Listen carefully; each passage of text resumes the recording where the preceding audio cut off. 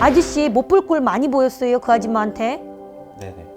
아저씨 왜 죽는다고 막 그랬어? 그나마 아저씨를 이 세상에서 마음에서 살게끔 잡아줄 수 있는 게 할머니야. 네네. 지금 몇 번이고 눈물을 이렇게 숨기고 참고 그러는데 이 아저씨가 그렇게 감정이 서툴러요.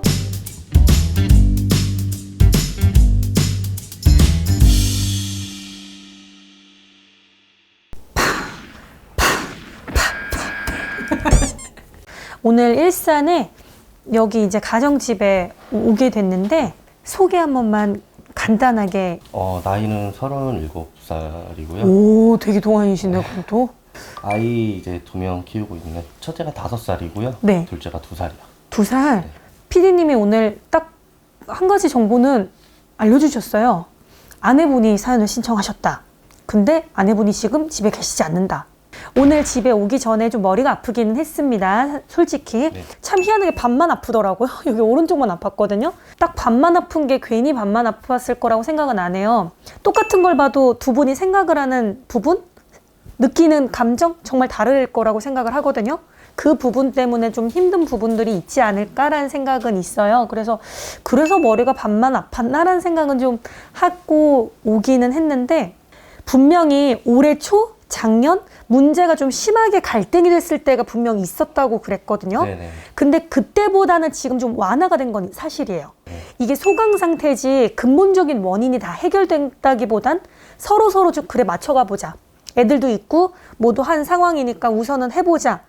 아까 느꼈던 걸로 보면은 본인이 원래 잘 얘기를 못해요, 속마음을. 네. 근데 그게 항상 대부분 문제를 만들어요.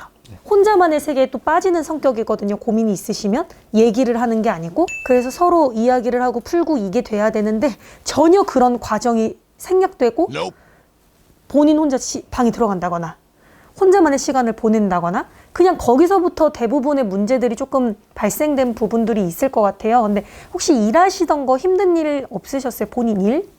좀 그 일이 잘 안 풀렸어요. 그냥 하는 일마다 계속 잘 안 되고 이래서 이제 좀 고민을 많이 하다가 이제 가족들이 이쪽에 이제 지내고 있어서 이제 권유를 받아서 네. 이제 와이프랑 다 이쪽으로 넘어왔어요. 생활이 좀 나아지길 바라는 마음에 그쵸. 이쪽으로 네. 넘어와서 이제 또 여기서도 또 이제 뭐 일을 이제 좀 몇 가지를 했었는데 하는 것마다 또 계속 안 됐어요. 계속 이제 어떻게 보면 큰 결심을 하고 넘어왔는데 아무런 이게 뭐 진전도 없고 그렇다고 해서 나아지는 것도 없고 상황이 계속 안 좋아지니까 아무래도 그것 때문에 이제 조금 와이프랑도 계속 마찰이 생기고 싸우고 저도 이제 여기 와서 이제 우울증도 되게 심해졌었고 그러다 보니까는 좀 본인이 혼자서 나름대로 감내하는 그 고충들이 있잖아요. 그걸 위해서 개선할 부분은 필요하다고 생각을 해요. 냉정하게 이야기해서 눈 돌면 다른 사람 돼요. 본인. 네네. 요목조목 말씀도 잘하시고 눈빛도 꽤 괜찮으시고 하는데 저는 그 속 안에 있는 다른 부분을 봤거든요. 본인 화나면 다른 사람이에요. 하다못해 와이프, 내 가족, 나의 친구들도 그런 모습들을 볼 때는 그 앞뒤 전후 사정 다 배제하고 규수 씨가 잘못했다고 생각해요. 왜냐면 갑자기 뭐야 쟤 왜 저렇게 저래. 사람은 겁을 먹기 마련이거든요. 근데 이분도 갑자기 그런 상황까지 간 건 아닌데 이분도 아까 얘기했듯이 속 안에 있는 말을 잘 내뱉는 성격이 아니다 보니까 그게 갈등을 좀 불러일으킨 것도 있어요. 나 지금 좀 너무 속이 답답해. 잘 안 풀리고 하니까 나도 자존감도 떨어지고 좀 많이 힘들어. 이런 전후 사정이라도 조금 이렇게 설명. 그냥 무언에 이렇게 표시라도 조금 해주셨으면 티가 날 수 있는 부분들인데 굳이 얘기를 한다고 풀릴 부분의 문제가 아니니까 그냥 혼자 생각하고 혼자 힘들어하는 게 가장으로서에 대한 또 책임감이라고 생각을 했고, 근데 또 이제 남들이 보면 그런 거죠. 나는 진짜 저기 아까 방을 봤는데 저기가 게임방이 아니고 솔직히 잡념의 방이더라고. 솔직히 머리가 터지겠어가지고 그거라도 순간적으로 어떻게 안 되면 미칠 것 같으니까 그냥 잡념을 저기다 쌓아놓고 있는 방이란 말이에요. 네. 근데 이제 다른 사람들 하다못해 마누라가 봐도 그런 거야. 와 진짜 방에서 저러고 살고 싶은가? 그러니까 이게 느끼는 부분들 해소하는 부분이 다른 게, 냉정하게 여기 방이 3군데인데 다 따로 놀아요. 옷방에 아이의 침대가 있는 것도 애들이 지금은 부모 품 안에 있어야 되는 나이인데 다 가지각색 다 따로따로예요. 혹시 부모님 한 분 안 계신 분 없으세요? 저희 아버지가 원래 친아버지가 이제 돌아가시고 지금은 이제 새아버지가 계신 상황. 이 아저씨는 부모 한 명이 없거든요. 그래서 아저씨도 냉정하게 아빠 역할이 뭔지 몰라. 그냥 이 아저씨는 아빠로서 해줘야 되는 게 입 다물고 열심히 돈 벌고 할 거 하고 진짜 옛날 사람이야 완전히. 아저씨가 그러다 보니까 애들이 아저씨한테 막 오면 어떻게 해줄지를 몰라요. 그냥 조금 이렇게 해주는 것밖에 없는 거지. 근데 아저씨네가 같이 사는 그 아줌마도 좀 넘어가는 법이 없기도 해. 이렇게 꼭 물꼬리 잡는 것처럼 네. 이렇게 물고 늘어지는 성격이 좀 있단 말이야. 그러니까 이 아저씨는 문제가 생기면 외면하고 싶어 하는 성격이고 그 아줌마는 당장 풀어야 되는 성격이야. 그러다 보니까 당연히 많이 싸우는 거야. 그리고 아저씨 못 볼 꼴 많이 보였어요. 그 아줌마한테. 네네. 아저씨 왜 죽는다고 막 그랬어? 네, 사타가 이제 터진 것 같아요, 그게. 근데 그거를 아저씨가 혼자서 나가서 죽으려고 집에 안 돌아왔으면 내가 그냥 그러려니 할 수 있어. 근데 그 아줌마한테도 못 볼 걸 보였고 아저씨가 내가 제일 그리워했고 내가 제일 하고 싶었던 거 아저씨가 아빠처럼 안 하려고 애들한테 열심히 했던 거거든요. 근데 아저씨도 못난 꼴 보이면 아저씨는 그거 누굴 위한 거예요, 그게? 그러다 보면은 아저씨가 원하고 아저씨가 지금 돈 때문에 일 때문이라 그러는데 이러다가 보면은 가정 잘 못 지켜요. 지금 잠깐 멈춘 거야. 내년 내후년 넘어가면 한 번 또 바람이 부는 시기가 온단 말이에요. 그리고 아저씨도 많은 일을 했었대. 뭐 어디에서 뭘 떼가지고 어디다가 이렇게 해주고 중간에서 뭐 해주는 걸 하려고 그랬다는데? 그러니까 도매로 이제 저희가 좀 더 싸게 만들어가지고 이제 파는 거죠, 다시. 이 아저씨는 남 밑에 들어가서 일을 잘할 수 있는 성격은 아니에요. 그러다 보니 일 실컷 하지 좋은 소리 하나 못 듣지. 아저씨도 그리고 성과를 한번 눈이 돌면은 못해. 그때는 다 때려쳐 엎어버리는 게 있어.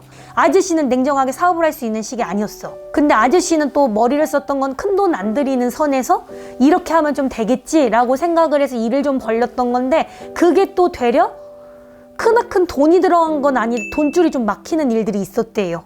시기를 좀 못 맞췄어. 2, 3년 이게 조금씩 지나가고 앞에 나이 자리가 조금씩은 바뀌어야지 아저씨가 일이 조금씩은 안정이 되는 사람인데 근데 조금은 지금은 승질을 살짝은 죽이고 배워야 되는 시기야. 그리고 아저씨도 원래는 뾰족한 물건을 들고 일을 하는 게 잘 맞아요. 그렇게 하면서도 화도 푸는 거거든. 그냥 그거 잡고 일을 하는 것도. 근데 아저씨는 정작 화를 다른 식으로 풀어.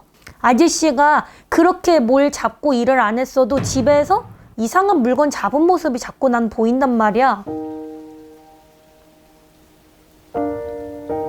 그러니까 제가 이제 좀 그때 좀 우울증이 좀 심했을 때 그때 자살 기도를 좀 했었어요. 그래서 그때 이제 제가 칼로 좀 제 몸을 좀 해한 적이 있어가지고. 이 아저씨도 용기 낸 거야, 진짜로. 진짜 용기 낸 거고 그거를 같이 말을 한 그 아줌마도 용기 낸 거야. 살아보려고 그러는데 방법들을 몰라서 둘 다 어떻게 보면 용기 낸 거예요. 근데 성격이 다르고 색깔이 다르다 보니까 표현의 방식이 다른 거고 이 아저씨는 원래 다 죽어가도 남한테 손 잘 못 벌리는 성격이야. 근데 그게 아저씨를 더 미치게 만든대. 저 방을 없애 그냥. 저기 아까 내가 그랬지 잡생각의 방이라고. 저기 들어가면은 생각이 풀리는 게 아니고 아저씨가 저기서 다 부정적인 생각을 딱 결론을 내놓고 나와 항상. 곰곰이 과거를 생각해봐요. 저기를 다 없애고 그냥 애기들 공간? 아기자기하게 따로 이런 것들 다 넣어놓고 여기서 아저씨랑 아줌마가 시간 보내고 저 방을 차라리 없애. 눈 뜨고 콧구멍 뚫려 있고 숨 쉬고 사는데 사는 게 아니야 지금 이 아저씨는.